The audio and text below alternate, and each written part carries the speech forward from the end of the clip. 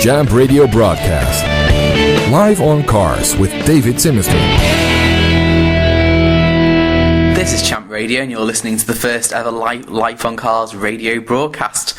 It's an informal look at some new cars that are coming out onto the market, and with me tonight is Katie Masham from the Mini Southport and Ormsgate District Club. Woo! Obviously, Katie, you own a classic Mini. Tell us a little bit more about that. I do.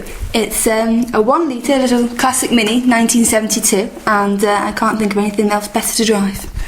Obviously, coming out later this year, we've got a couple of new Minis. Got the new Countryman, the big off-road new Mini. What do you think of that? Well, considering it's a 4x4, it's hardly a Mini. So, I mean, the other Minis, the new Mini from 2000 onwards, are quite big anyway in comparison to the actual Mini.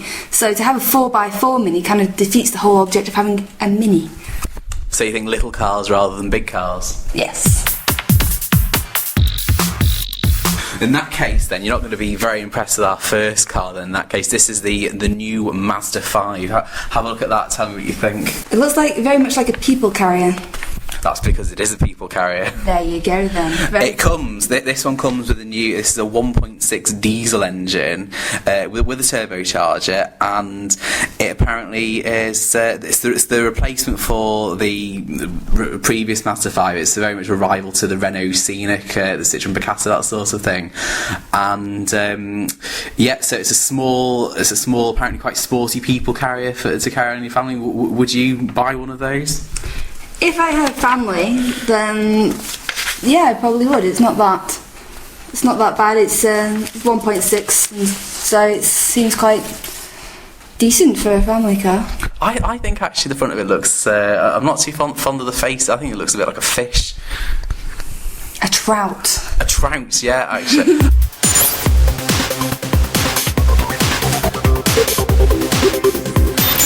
Well, how about then we go a stage smaller than in this case. This is the Mitsubishi i-MiEV.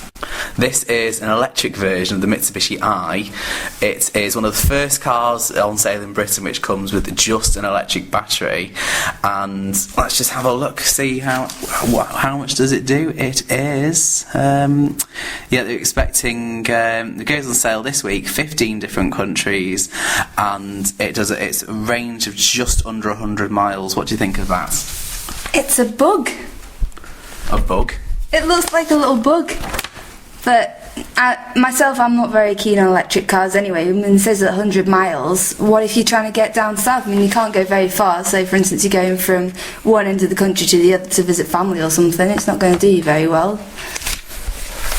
True, but it's good for the environment, isn't it? Nothing's good for the environment. I don't know. Not too keen on it, to be fair. I'm quite a fan of the petrol-powered version. It's got a 600cc petrol engine. The 600cc. It does have a big turbo apparently to make it actually move. But now, I'm actually due to test drive one of these for the Champion later this month, and I'm hoping this will actually be all right to drive. I mean, I quite like the engineering behind it, but definitely an acquired taste, I think.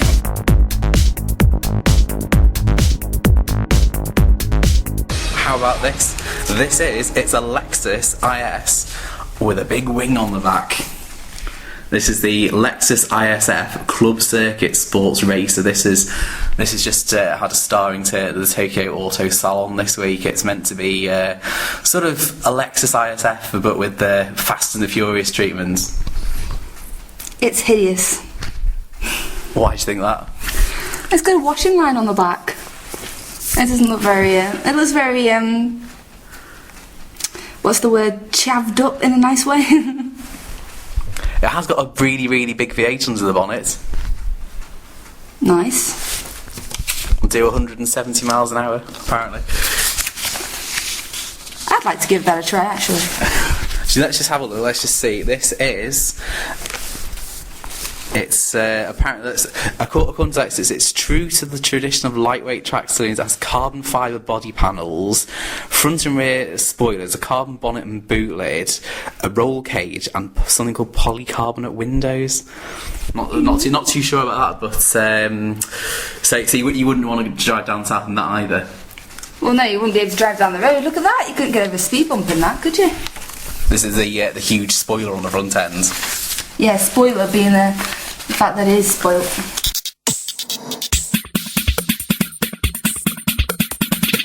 Okay, let's try one more then in that case. This is the Audi A1. This is Audi's answer, shall we say, to the BMW Mini and the Fiat 500. I mean, what do you reckon to that? I like that. You do? I like that, yes. How come?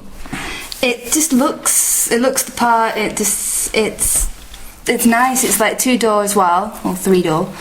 So it looks good. Would you pay 13 grand for one of those?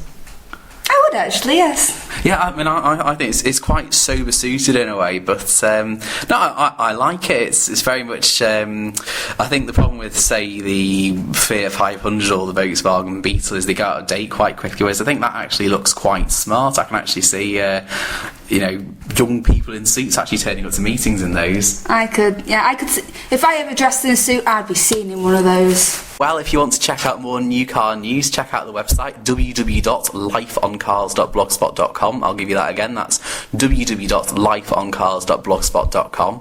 Tune in next week where we'll have more new car news and reviews.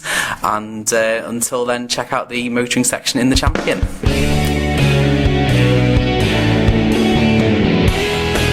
David Symasters, Live on Cars.